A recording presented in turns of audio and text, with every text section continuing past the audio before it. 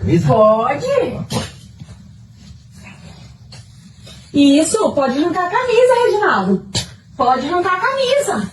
Arranca a camisa. Arranca. Aqui que era a igreja, o culto que você ia aí. É aqui o culto que você ia aí, mas deixa eu tirar o capeta do seu couro aqui, ó.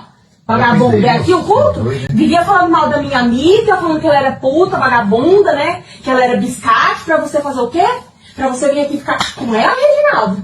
É, Reginaldo? Vocês armaram? É, Reginaldo, armando pra mim ver o vagabundo que você é. Me deixando em casa grávida. Me deixando em casa grávida.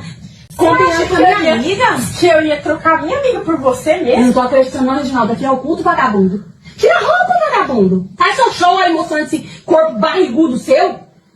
Bucho de égua.